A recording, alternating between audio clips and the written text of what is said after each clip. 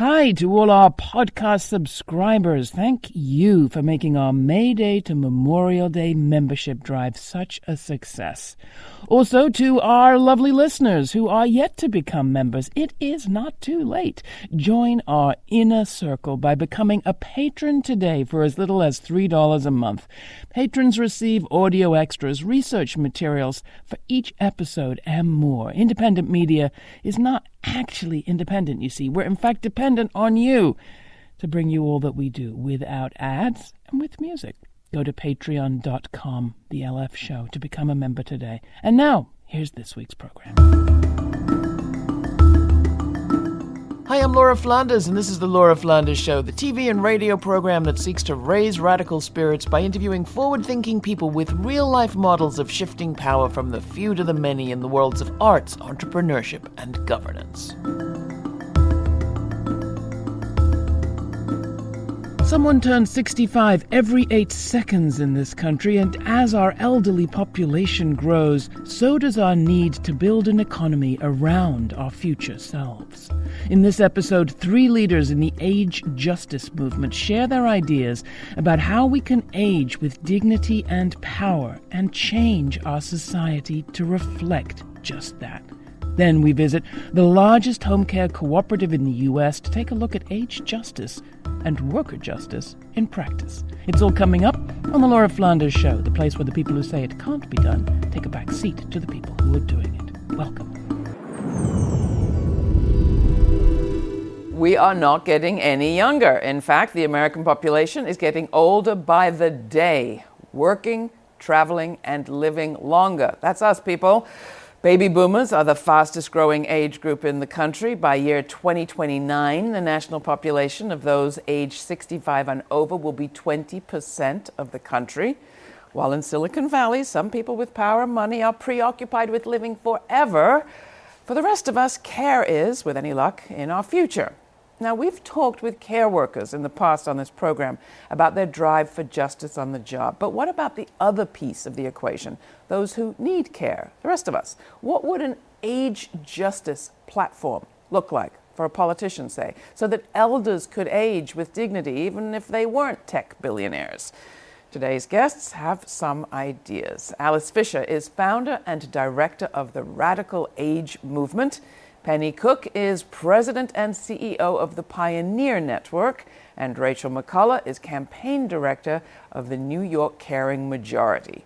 Welcome to the program. All right, so we'll start with unpacking your organizations a little bit. Let's start with yours, Pioneer Network. What do you do?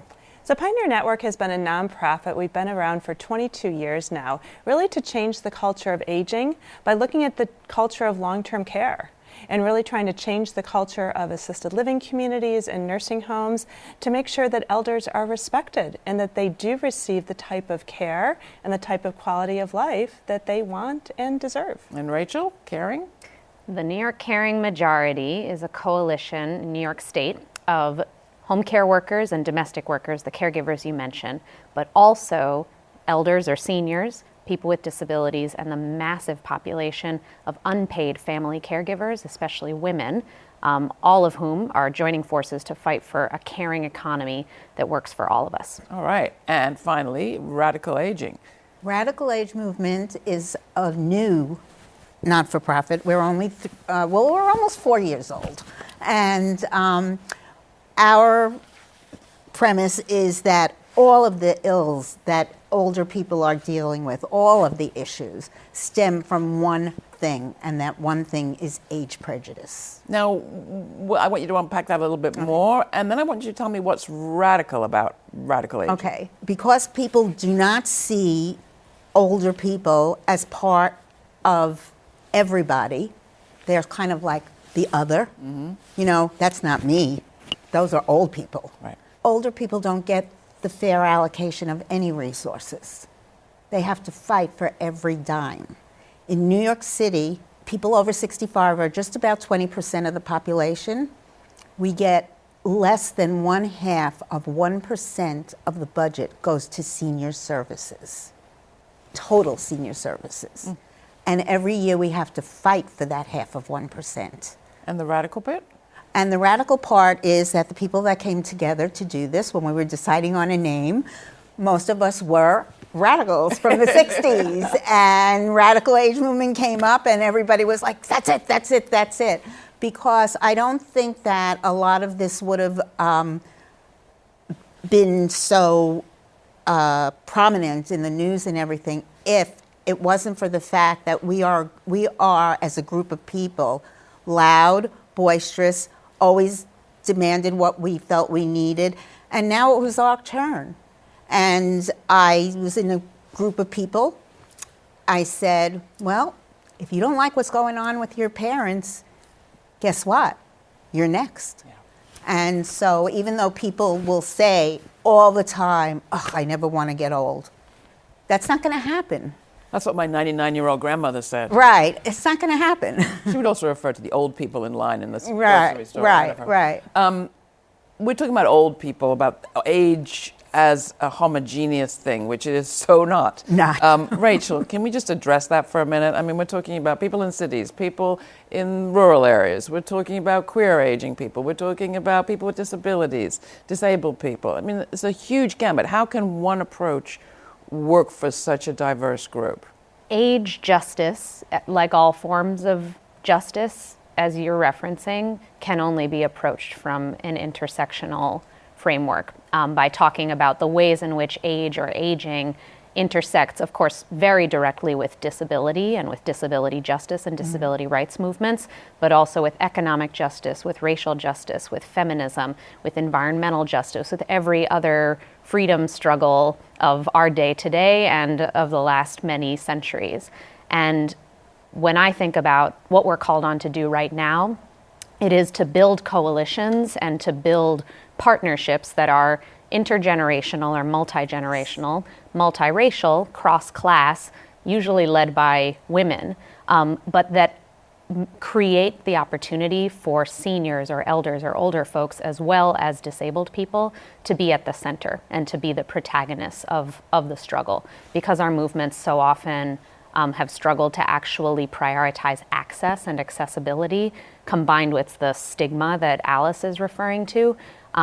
We find ourselves, even within some of our social movements, reproducing some of the very same dynamics of disposability that you see in the wider society in relation to older folks. Hey, Penny, anything you'd add to that? You know, I think it's so important that when we're talking about ageism, we also do talk about the intersection of ableism.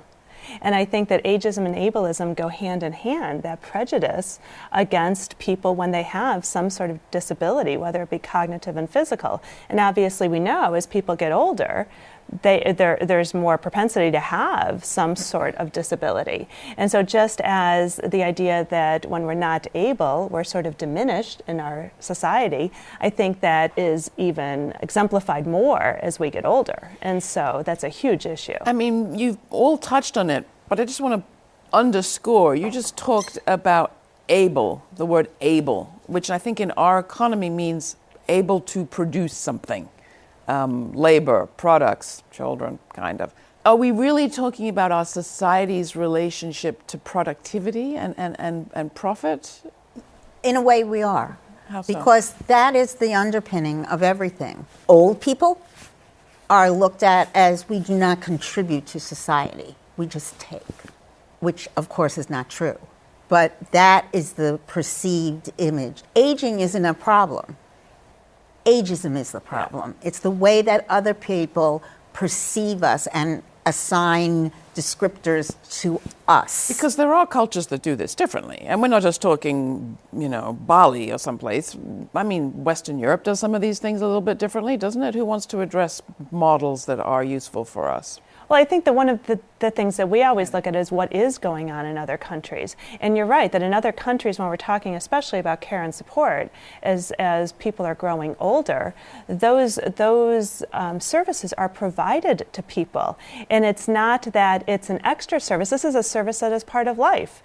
From birth to death, there are services in place in Europe for people to have that care and support. And that's something that in our country, I think when you reach a certain age, you're right, Alice, that, it's looked at as taking, that, we have to give elders these services that they're just not entitled to them because they're aging and growing older. Is there any chance that with demographic shifts we could shift some of this in the sense that Native American communities do it differently, immigrant populations often do it differently, in the Black community there's a little bit more respect for elders? Yeah. Maybe it's a race problem? Well, good question. So many things do come down to white people screwing it up. I think for us, the reason we call ourselves the caring majority is essentially resting on this assumption or this logic.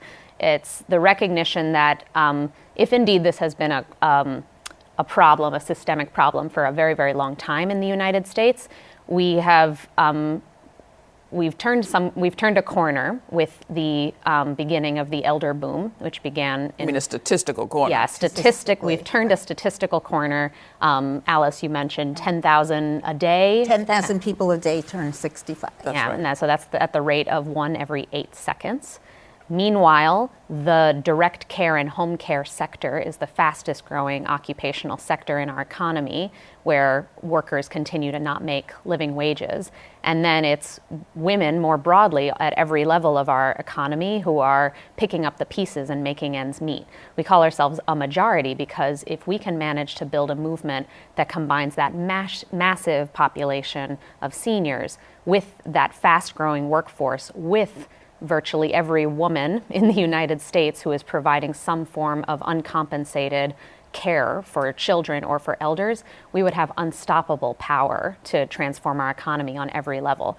We see this as actually a really, really powerful strategy for bringing about some of the transitions in our economy that we need to see. And I think you mentioned this, but women also live longer. They're not just doing Right. the caring, but they're living the longer.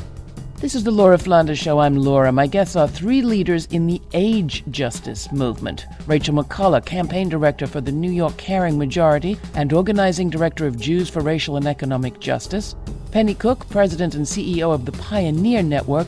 And Alice Fisher, founder and director of the Radical Age Movement. For more information on all my guests, go to patreon.com/The LF Show. That's patreon.com/The LF Show. That's also where you'll find a whole lot of my research materials for this episode. While you're there, please consider becoming a member for $3, $5, or $12 a month. We may be independent of government and corporations, but we are dependent on you to remain ad-free and music-rich. Coming up, we visit the largest worker-owned cooperative in the United States, a home care cooperative where age justice and worker justice are pursued simultaneously. We also hear from activist Ashton Applewhite, author of This Chair Rocks, a manifesto against ageism, who sheds a little bit of light on the current culture of aging and ageism. You want old? What's really old is our system of care, or lack thereof. What would age justice look like in a different sort of society? Here's A Minute by Janine Lyons from her album Epiphany, released on Honeycomb Music. I need a relief. I need a belief. Give me something I can believe in. 'Cause for this past year, it's like something in the air. There's a void, an empty space, and a lot of people are missing. And life feels different. I need a minute. I need a relief. I need to believe that something can turn tragedy into a blessing. And yes, I've learned many lessons about life, courage, and survival this year. Faith battling fear. I've learned that they interchange and there's no more time for the mundane, worrying about little things. Life is not the same, so much pain, and I just need a minute. I need a minute to breathe with a sense of urgency. Give me just a moment to grieve, to bypass death. A relief from death right now, weighing heavy on my brow.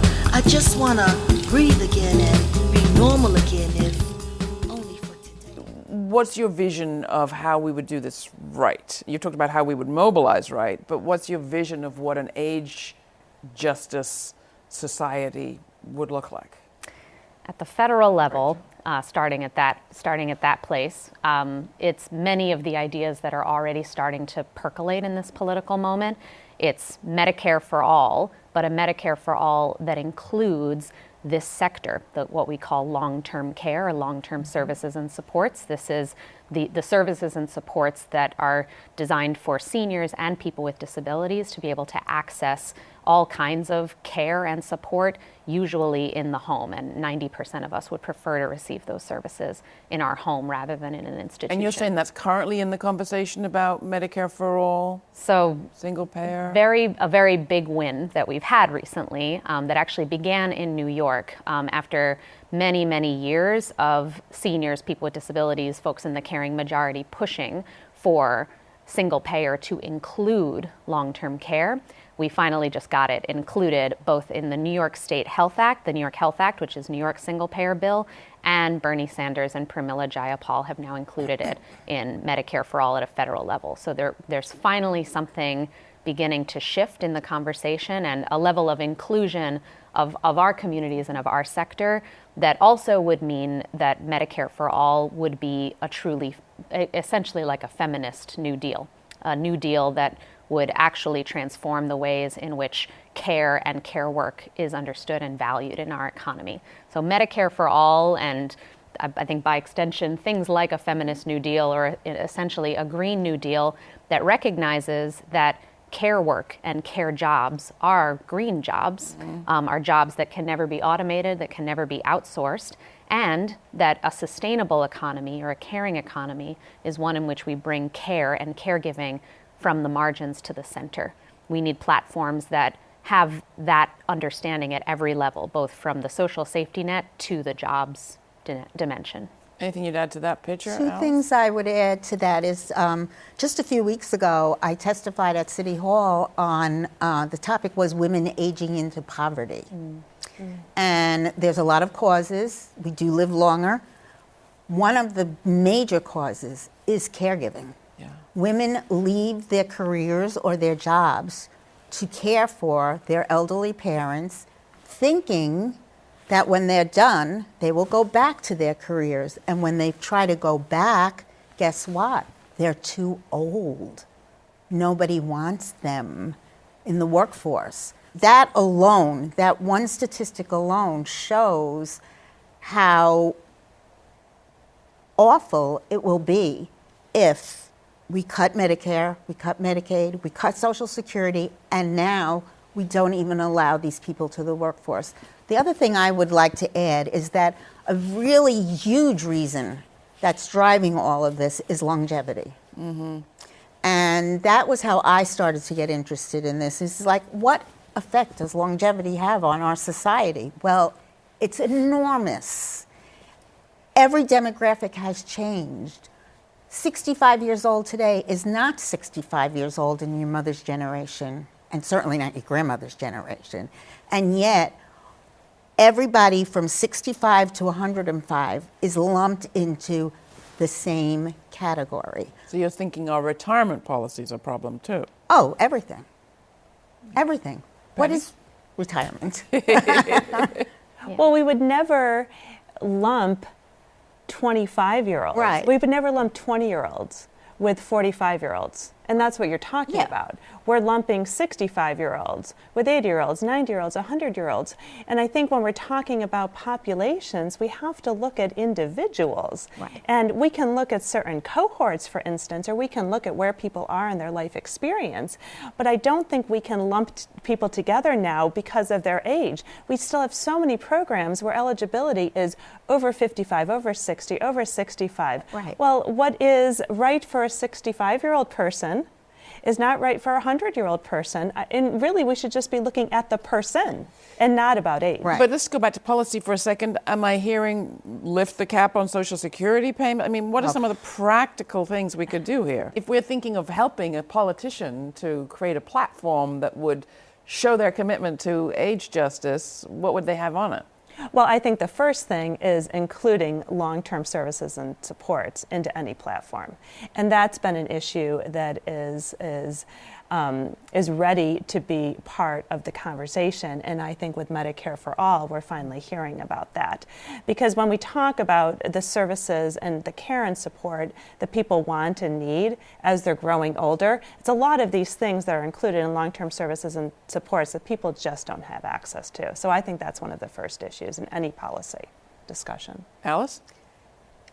Everybody knows when you fill out a form, they want to know your age for some demographic study or how they're going to sell you a product. Mostly. And, 20 to 30, 30 to 40, and then it goes 65 and up. It's like at 65, the world ends. Well, now, 65 and up could mean another 40 years. Yeah. Easily. Every day I get notices about famous people turning 100. It's not an anomaly anymore. And so all of this has come together and created this need and made it public and made it viewable. More people in this country, the number one cause of bankruptcy is healthcare, is paying for healthcare. That's really sad. If we get this right, what's the story we tell the future? Our nation, our society, was faced with what many called a crisis. They were using a lot of really catastrophic language to talk about it. The age wave and the silver tsunami, right? As if it was part and parcel somehow of climate change, right? That we're all gonna be underwater and these takers, right? These takers are just going to suck us dry. All of our benefits, all of our wealth as a nation is going to get sucked dry. But a movement came together, and it was a movement of people across the lifespan, across geography, across class, across race, led by women, who recognized that actually this elder boom that we are experiencing right now, the corporations and politicians might be describing it as a crisis, but it is in fact an unprecedented blessing. And we're talking in the past tense. Right. And so we figured out how to transform this demographic shift into the unprecedented window of opportunity. And we transformed our economy and our society and our democracy on every level. I like it. We now live in cities that are designed truly for all of us and not just for able-bodied 20-somethings. And as a result, all of us have the dignity that we need.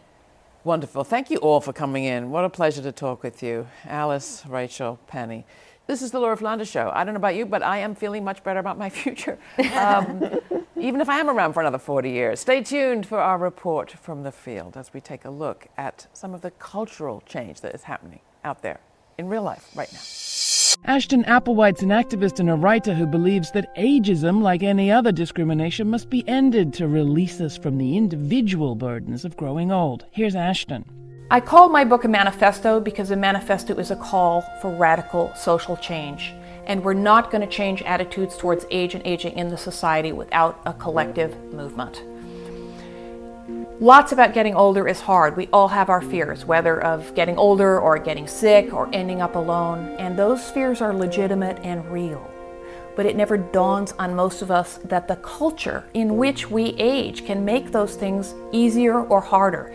And this society makes things much harder by placing the burden on the individual, even though we're all hostage to this range of external forces over which we have little or no control.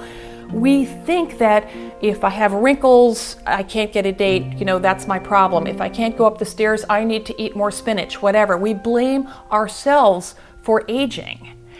Instead of comparing notes, coming together, which we all need to do in order to learn about age bias, because then you see, these are not personal problems. These are widely shared political problems, and they require collective political action, a radical aging movement to change the way we as individuals and as members of society see age and aging in a more realistic and a more nuanced and a positive manner that gets rid of the notion that age renders people less valuable, less important, less visible.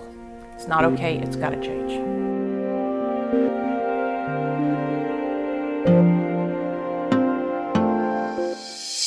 The Laura Flanders Show took a trip to the Bronx to learn how one home care agency is serving aging communities and the needs of those who work with them by providing quality care through quality jobs and a co-op. Here's that report. We do the hardest work, but we don't get paid for what we do. Adria Powell, President and CEO, Cooperative Home Care Associates, the Bronx. It took a while for us to get at least $15 an hour when I feel that we deserve more, because in reality, we're there more than the family, we're there more than the nurses. This is not for everybody. You know, a lot of us take the training, but we don't make it. You know, we go to a client's home, we see what it's all about, and it's like, oh no, this is not for me. You know, taking care of somebody that you don't even know that may even speak to you not correctly. You know, they think that you're a maid, they think that you're there, they think that they're the one that pays you. You know, but we're there to promote independence, because being a home health day, it's promoting independence for the ones that are still mobile. You know, because once we leave, who else is going to do it for you? So we're there to make sure that everything that you're supposed to do according to what the doctor says, according to what the nurses says, that you're following through. So at the time that cooperative home care was started, the home care industry really not a good industry. Gladys Drew, worker-owner, Cooperative Home Care Associates. It really was an industry that was sort of riddled with worker abuses, and we wanted to start cooperative home care to really demonstrate there was another way to create home care jobs and to train workers and invest in workers, and that if you built a quality job, the workers would then be able to really deliver quality care. There was a team at Community Service Society that worked in the Economic Development Department, and they were really charged with creating this organization that would invest in workers and really impact the economic development in the Bronx predominantly. So Cooperative Home Care Associates is a worker-owned cooperative, which means that anyone who works for the cooperative can also be an owner, but you're not required to be an owner. After an individual has worked for cooperative home care for 3 months, they have an orientation, and then after an orientation to worker ownership, and after the orientation, they can make a decision about whether they're going to buy into the company. And if they opt to become a worker owner, the price of one share is $1,000. Home care workers do not make a lot of money, so what ends up happening is that after they pay the initial $50, the cooperative lends them the remaining $950, and then that's incrementally paid back over a 5-year period so that it's not cost prohibitive for the home care worker. When you are a worker owner, you have the right to run for the board. That is the single biggest factor in worker ownership and benefit, because really home care workers are the ones who are the majority in the governance of this organization. And I see it a lot in worker owners. There's a sense of pride in terms of the work that they're doing and wanting to see cooperative home care be successful. As the years went by and fighting, 1199 fighting and everybody fighting for our position, we have more respect now that they do respect us. You know, we're no longer as a home attendant, like they said. You know, we're there to make sure that we take care of you, that make sure that we keep you out of the emergency rooms, hospitals, because that's the reason why we're there, to avoid hospitalizations. I think everyone should be a worker's owner because it's a lot to go with the check. You know, it's a lot of perks. You know, you can actually say, I own one piece of cooperative home care. You know, because remember, home care, the pay is low. So any type of dividend or any type of extra money that you get, it's a blessing. Being a worker-owned cooperative is one part of our model. I think in general, having a culture around participatory management and an open door policy where we want workers to come in and express what's going on for them in their jobs, in their communities, is also part of this equation. And respecting and valuing the workforce and understanding that we need to invest in the workforce for them to have quality jobs so that they can go out and provide the kind of care that some of New York's most vulnerable population's needs. Today in 2019, we have over 2,100 home care workers, and Cooperative Home Care is the largest worker-owned cooperative in the United States. You can watch that field report about Cooperative Home Care Associates and see those co-worker owners in action at our website. That's lauraflanders.org. And if you've yet to subscribe to our podcast, do it there or through your favorite podcast app. If that app happens to be Apple Podcasts, please, please, please take a moment to rate the show. Write a little review. Good, bad, indifferent. We want to hear from you, and it really helps to spread the word. Subscribers to the podcast to receive extra audio content. You can count yourself lucky, but it's easy to get. Lastly, please sign up for our mailing list to receive information on a panel I'm producing next to Chris Hedges of On Contact and Richard Wolf of Economic Update. It's all about linen, taking place at the Left Forum in the last weekend of June in Brooklyn, New York. We also have a summer dance party coming up on a boat here in New York City, Sunday afternoon, July 28th. More details to come, but come dance to soul-infused grooves of every persuasion with DJ Jeannie Hopper, our very own podcast and radio producer, who just happens to be a New York DJ legend. Partial proceeds will benefit the show. We're looking forward to meeting many of you, so come on out. Don't miss the boat. I'm Laura. Thanks for listening. This show is produced by yours truly, Laura Flanders, with Monica Mohapatra, Charlotte Carpenter, Nat Needham, Natasha Gaspar, Jeannie Hopper, Joanna Pinto, and Dominic Marcella. The Laura Flanders Show is made possible from the Novo, Ford, Tomcat, Cloud Mountain, and Fonda Foundations, as well as by listeners like you. So thank you. Stay kind, stay curious. Until the next time, I'm Laura.